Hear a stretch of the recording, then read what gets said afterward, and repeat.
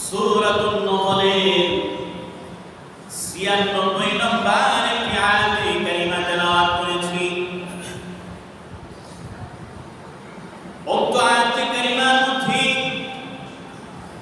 মহান আল্লাহ রাব্বুল আলামিন বলতেছেন, মান আমিলা সালিহান মিন যাকারিন আও উনসা ওয়া হুয়া মুমিন فلنحيينه حياة طيبة ولنجزينهم أجرهم بأحسن ما كانوا يعملون।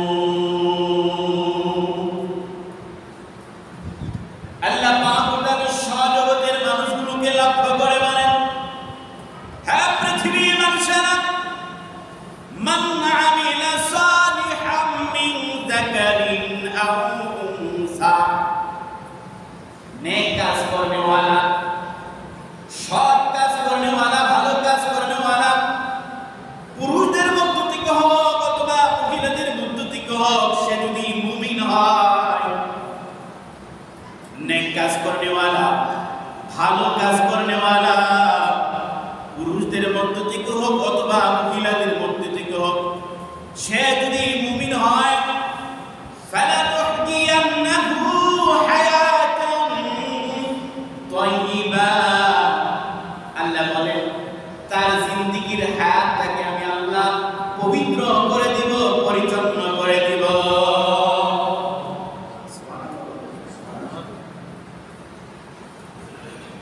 ফালানুহদিয়ান্নাহু হায়াতান তাইয়্যিবা ওয়ালানাজজিয়ান্নাহুম আজরাহুম বিআহসানি মা কানু ইয়ামালুন। শুধুমাত্র পবিত্র করে দিব না, পরিচ্ছন্ন করে দিব না, আমি আল্লাহ তাকে কাল কিয়ামতের ময়দানে সবচেয়ে উত্তম প্রতিদান আমি আল্লাহ তাকে দান করব। যেই মানুষটা তার হায়াতের জিন্দেগিতে আমলে সালেহ করবে, নেক কাজ করবে, ভালো কাজ করবে, যদি সে মুমিন হয়, কারণ অনেক বিধর্মী তো ভালো কাজ করে, অনেক হিন্দু তো ভালো কাজ করে, অনেক খ্রিস্টানও তো ভালো কাজ করে, অনেক ইহুদিও তো ভালো কাজ করে, কিন্তু ভালো কাজ করেওয়ালা যদি মুমিন হয়, আল্লাহ বলেন তার হায়াতের জিন্দেগিটাকে আমি আল্লাহ পবিত্র করে দিব, পরিচ্ছন্ন করে দিব। শুধুমাত্র তাই নয়, আমি আল্লাহ তার পরকালকে খুব উত্তম জাযা, উত্তম প্রতিদান দিয়ে আমি আল্লাহ তার পরকালের জিন্দেগিটাকে আমি আল্লাহ সুখময় করে দিব। আল্লাহ পাক আরেক আয়াতের মধ্যে সূরাতুল মুমিনের 40 নম্বর আয়াতের মধ্যে আল্লাহ বলেন, মান আমিলা সালিহান মিন যাকারিন আও উনসা ওয়া হুয়া মুমিন ফাউলাইকা ইয়াদখুলুনাল জান্নাতা يرزقون فيها بغير حساب। আল্লাহ বলেন ফাউলাইকা ইয়াদখুলুনাল জান্নাতা, আমি আল্লাহ তার প্রতিদান হিসাবে সবচেয়ে উত্তম জায়গা, সবচেয়ে দামি জায়গা আমি আল্লাহ তাকে জান্নাত দান করব। وَيُرْزَقُونَ فِيهَا بِغَيْرِ حِسَابٍ, এবং আমি আল্লাহ তাকে হিসাববিহীন, বিগাইরি হিসাব, আমি আল্লাহ জান্নাতের মধ্যে তার রিজিকের ব্যবস্থা করে দিব। যে রিজিকের জন্য দুনিয়ার মধ্যে এত আইবতাস, এত পেরেশান, আল্লাহ বলেন আমি দুনিয়ার হায়াতকে সুন্দর করে দিব, পবিত্র করে দিব, পরিচ্ছন্ন করে দিব, এবং উত্তম প্রতিদান হিসাবে আমি আল্লাহ তাকে জান্নাত দান করব। আর ওই জান্নাতের মধ্যে আমি আল্লাহ তাকে বেগাইরি হিসাব দান করব। ওই জান্নাতের মধ্যে আমি আল্লাহ তাকে অফুরন্ত নিয়ামত দান করব। যেই জিনিসটা তার জান্নাতের প্রয়োজন, এর চেয়ে আমি আল্লাহ বেশি তাকে নিয়ামত দান করব। সেই নিয়ামত হায়াত দান করনেওয়ালা কে? একটু জোরে বলুন, আবার জোরে বলুন, কে? আল্লাহ। দুনিয়াতেও রিজিকের ব্যবস্থা করে দিবেন, পরকালেও রিজিকের ব্যবস্থা করে দিবেন। দুনিয়ার হায়াতটাকে সুন্দর করে দিবেন, পরকালের হায়াতকেও আল্লাহ তাআলা সুন্দর করে দিবেন। শেখ আল্লামা জাকারিয়া রাহমাতুল্লাহ আলাইহি, শেখ আল্লামা জাকারিয়া রাহমাতুল্লাহ আলাইহি তিনার মাকতুবাতের মধ্যে লেখেন,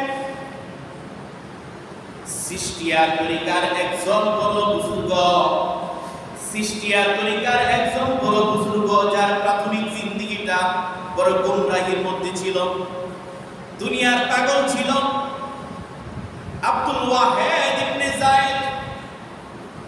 সিস্টিয়া তরিকার বড় একজন বুজুর্গ, যার নাম হলো আব্দুল ওয়াহিদ ইবনে যায়েদ রাহমাতুল্লাহ আলাইহি। তিনি দুনিয়াদার ছিলেন, দুনিয়ার পাগল ছিলেন। একদিন তিনি বাজারে গেলেন একটা গোলাম ক্রয় করার জন্য। কি ক্রয় করার জন্য? গোলাম ক্রয় করার জন্য তিনি বাজারে গেলেন। বাজারে গিয়ে দেখে একটা গোলাম, যে গোলামটা বড় দিনদার, বড় মুত্তাকি, বড় পরহেজগার, বড় আল্লাহওয়ালা, ওই গোলামটা ক্রয় করার জন্য তিনি চাইলেন। আলাপ আলোচনা করলেন। গোলাম ওই মালিককে বলতেছে, যে মালিক ক্রয় করবে আব্দুল ওয়াহিদ ইবনে যায়েদ, কি বলতেছে, মালিক আপনি আমাকে ক্রয় করবেন, তবে আমার একটা শর্ত, আমার একটা কথা আছে। যে তোমার কি কথা বলো? বলতেছে, মালিক দিনের বেলায় আপনার খেদমত করব, আপনার গোলামি করব, আপনার কাজ করব, কিন্তু রাতের বেলা আপনার কোনো কাজ করতে পারবো না। রাতের বেলা আপনার কোনো হুকুম মানতে পারবো না, আপনার কোনো কাজ করতে পারবো না। এর বিনিময়ে আমি আপনাকে প্রত্যেকদিন সকালবেলা একটি করে স্বর্ণ মুদ্রা দিব, একটি করে স্বর্ণ মুদ্রা দিব। রাতের বেলায় আমি আপনার কাজ করব না, দিনের বেলায় আপনার কাজ আমি করব। আব্দুল ওয়াহিদ যায়েদ রাহমাতুল্লাহ আলাইহি তিনি বলতেছে, ঠিক আছে, তুমি দিনের বেলায় আমার কাজ করবা, রাতের বেলায় আমার কাজ করার প্রয়োজন নাই, যেহেতু তুমি সকালবেলা একটি স্বর্ণ মুদ্রা দিবা। কিন্তু তার তো এখানে প্রশ্ন করার প্রয়োজন ছিল। কি প্রশ্ন করার প্রয়োজন ছিল? তুমি আমার ঘরে খাবে, আমারটা পড়বে, আমার ঘরে থাকবে, তুমি রাতের বেলায় অন্যের কাজ কেন করবে? এরকম প্রশ্ন হয় না? অবশ্যই হয়। যেহেতু তুমি আমার ঘরে থাকবে, আমারটা খাবে, আমারটা পরিধান করবে, দিনের বেলায় আমার কাজ করবে, রাতের বেলায় অন্যের কাজ করবে, এরকম প্রশ্ন কেন করেন নাই? কারণ সে হলো দুনিয়ামুখী। যারা দুনিয়াদার দুনিয়ামুখী, তারা চিন্তা করে না কিভাবে পয়সা আসবে, কিভাবে আসবে, সেটা হালাল পন্থায় আসুক বা অবৈধ পন্থায় আসুক, সেই দিকে তারা লক্ষ্য করে না, ঠিক কিনা? সেও একজন দুনিয়ামুখী, দুনিয়াদার ছিল। গোলামকে ক্রয় করে নিয়ে আসলো। গোলামকে ক্রয় করার পর সারাদিন গোলাম কাজ করে মালিকের, কিন্তু রাতের বেলায় মালিকের কাজ করে না, সন্ধ্যা হইলেই চলে যায়। আবার সকালবেলা চলে আসে, একটি করে স্বর্ণ মুদ্রা প্রত্যেকদিন কন্টিনিউ সকালবেলা দিয়ে যাচ্ছে। একদিন একজন মানুষ আসিয়া বলতেছে, হে আব্দুল ওয়াহিদ ইবনে যায়েদ, তুমি কি জানো তোমার গোলাম কোথায় যায় রাতের বেলায়? কয়, তোমার গোলাম রাতের বেলায় কবরস্থানে গিয়ে কবর থেকে কাফনের কাপড় চুরি করে। বলেন না, তোমার গোলাম কি করে? কবরস্থানে গিয়ে রাতের বেলায় কাফন চুরি করে বাজারে বিক্রি করে। মালিক চিন্তা করলো, এত বড় সাহস। সেজন্য মালিক চিন্তা করলো, এত বড় সাহস, ঠিক আছে, আমি জাস্টিফাই করব, পরীক্ষা করে দেখব, যাচাই করে দেখব কথা বাস্তব না অবাস্তব। যখন সন্ধ্যা হইল, ওই গোলাম ঘর থেকে বের হয়ে যাচ্ছে, মালিকও তার পিছনে পিছনে যায়, দূরত্ব বজায় রাখে। কারণ কাছে কাছে যদি যায়, সাথে সাথে যদি যায়, তাহলে কি হবে? চিনে ফেলবে। সেই জন্য দূরত্ব বজায় রাখি। অল্প একটু পরে এমন একটা জায়গায় চলে গেল, গিয়া দেখে একটা কবরস্থান। কথা এবং কাজে মিলতেছে, কিন্তু 100% শিওর না।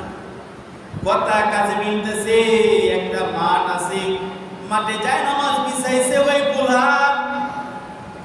আল্লাহু আকবার বলে নামাজ শুরু করে, সালাম দিয়ে নামাজ শেষ করে, এরকম ভাবে আল্লাহু আকবার বলে নামাজ শুরু করে, সালাম দিয়ে নামাজ শেষ করে চলতেছে।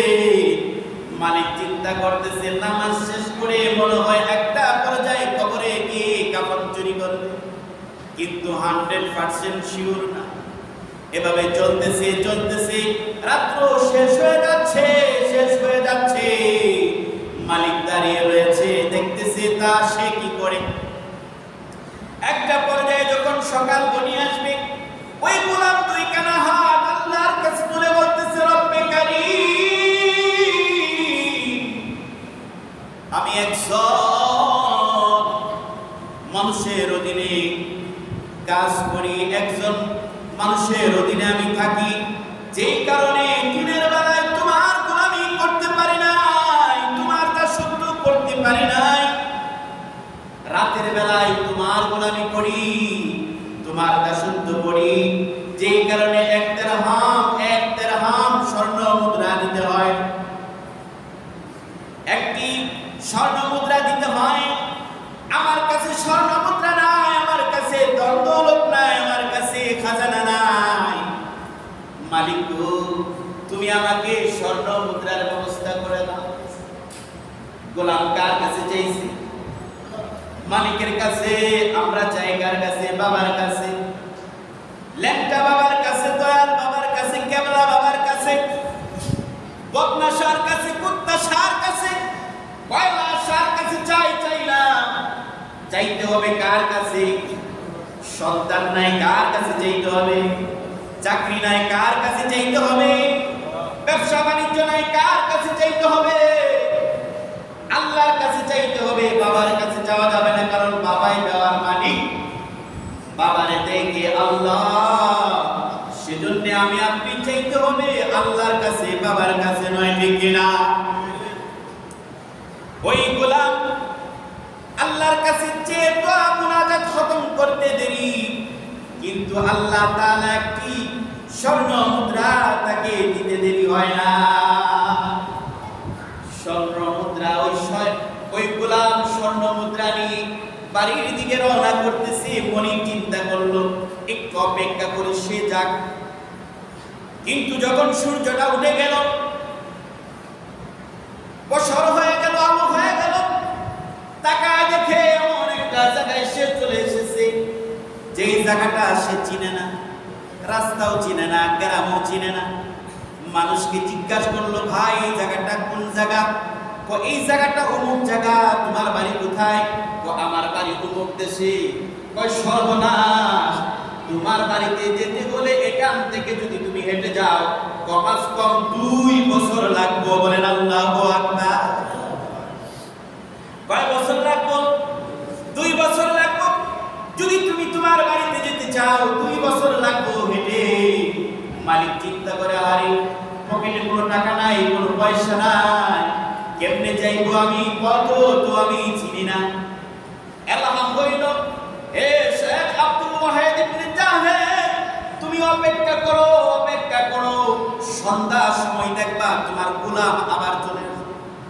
যখন সন্ধ্যা হইল, ওই গোলাম আবার এখানে এসে সারা রাত ইবাদত বন্দেগী করে, আল্লাহু আকবারের মাধ্যমে নামাজ শুরু করে, সালামের মাধ্যমে নামাজ শেষ করে, যখন ফজর গণায় আসলো, ওই গোলাম আস্তে আস্তে চলতে লাগলো।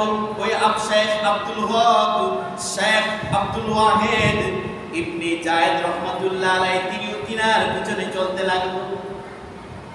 অল্প সময়ের ভিতরে বাড়িতে চলে গেল। মনে চিন্তা করলো, একটা গোলাম, যে গোলামের এত অবস্থা, এই পরিমাণ পরিমাণ তার মাকাম, আমি তো মালিক, আমার কি পরিমাণ হওয়া দরকার। আল্লামা জাকারিয়া রাহমাতুল্লাহ আলাইহি তিনি তিনার কিতাবের মধ্যে লেখেন, ওই সিস্তিয়া তরিকার বুজুর্গ আব্দুল ওয়াহিদ ইবনে জাহিদ রাহমাতুল্লাহ আলাইহি আল্লাহর ওলি হয়ে কবরে গিয়েছে। আল্লাহ পাক বলেন, মান আমিলা সালিহাম মিন যাকারিন আও উনসা ওয়া হুয়া মুমিন ফালানুহইয়ান্নাহু হায়াতান তাইয়্যিবা। আল্লাহ বলেন, যারা সৎ কাজ করবে, ভালো কাজ করবে, সেই মানুষটা পুরুষ থেকে হোক নারী থেকে হোক, যদি সে মুমিন হয়, আল্লাহ পাক তার দুনিয়ার হায়াতের জিন্দেগি পবিত্র পরিচ্ছন্ন করে দিবেন, সুখময় করে দিবেন।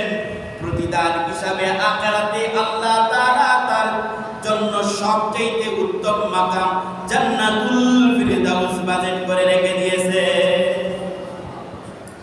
আল্লামা জালালউদ্দিন সুয়ুতী রাহমাতুল্লাহ আলাইহি, আল্লামা জালালউদ্দিন সুয়ুতী রাহমাতুল্লাহ আলাইহি তিনি দুপুরের খাবার খেয়ে যখন তিনি বিশ্রাম করতেছেন, কাইলুলা করতেছেন, কি নাম বললাম, আল্লামা জালালউদ্দিন সুয়ুতী রাহমাতুল্লাহ আলাইহি তিনি দুপুরের খাবার লাঞ্চ করে তিনি বিশ্রাম করতেছেন, কাইলুলা করতেছেন। তিনার সবচেয়ে খাস খাদেম মুহাম্মদ ইবনে হাম্মাদ কে বললেন, তিনার খাস খাদেমকে বললেন, মুহাম্মদ তোমার কি মন চায় না বাইতুল্লাহর সামনে গিয়ে বাইতুল্লাহকে সামনে রেখে আল্লাহর কুদরতের পায়ে সিজদা দেওয়ার জন্য, কাবাকে সামনে রেখে আল্লাহর কুদরতের পায়ে সিজদা দেওয়ার জন্য তোমার মন কি চায় না? কে বললেন? আল্লামা জালালউদ্দিন সুয়ুতী রাহমাতুল্লাহ আলাইহি তিনি তিনার খাস খাদেম মুহাম্মদকে বললেন। মুহাম্মদ বললেন, অবশ্যই হুজুর আমার মন চায়, কারণ প্রত্যেকেরই তো মন চায় বাইতুল্লাহকে সামনে রেখে নামাজ পড়তে। কার মন চায় না? সকলের মন চায় কাবাকে সামনে রেখে নামাজ পড়তে, সালাত আদায় করতে। আল্লামা জালালউদ্দিন সুয়ুতী বললেন, মুহাম্মদ ওযু করো, ভালো করে ওযু করো। ওযু করে আসলো, ওযু করে আসার পর বলতেছে, মুহাম্মদ তোমার চোখ বন্ধ করো, যতক্ষণ পর্যন্ত আমি চোখ না খোলার কথা বলবো ততক্ষণ পর্যন্ত তুমি চোখ বন্ধ রাখবে। আল্লামা জালালউদ্দিন সুয়ুতী রাহমাতুল্লাহ আলাইহি বললেন, চোখ বন্ধ করো। মুহাম্মদ তিনি বলেন, আমি কদম দিচ্ছি আর কদম গুনতেছি। 13 বা 14টা কদম যখন আমি দিলাম, হাজার হাজার কিলোমিটার দূর 13-14 কদমে আমি পৌঁছে গেলাম। সমস্ত ক্ষমতার মালিকে আল্লামা জালালউদ্দিন সুয়ুতী বললেন, মুহাম্মদ তুমি চোখ খোলো, তাকায় দেখে বাইতুল্লাহ সামনে। কার মন চায় না বাইতুল্লাহ যাও? সকলেরই তো মন চায়।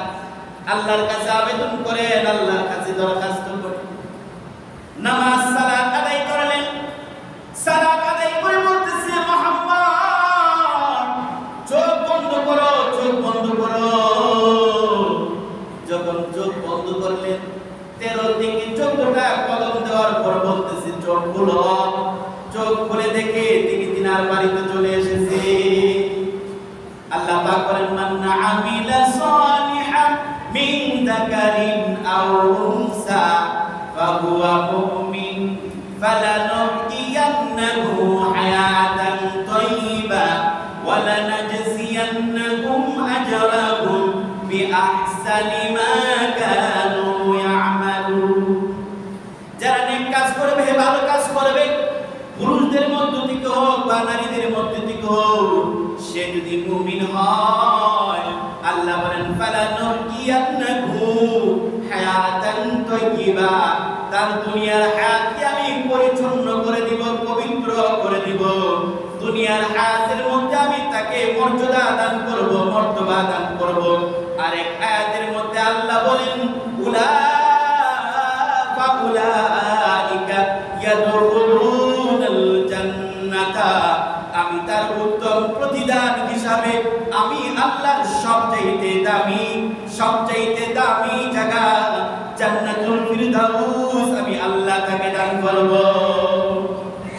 শুধুমাত্র তাই নয়, ইয়ারযুকুনা ফিহা বিগাইরি হিসাব, আমি আল্লাহ তাকে জান্নাতের মধ্যে বিগাইরি হিসাব, অফুরন্ত নিয়ামত আমি আল্লাহ তাকে ওই জান্নাতের মধ্যে পুরস্কার হিসাবে আল্লাহ আমি তাকে দিয়ে দিব।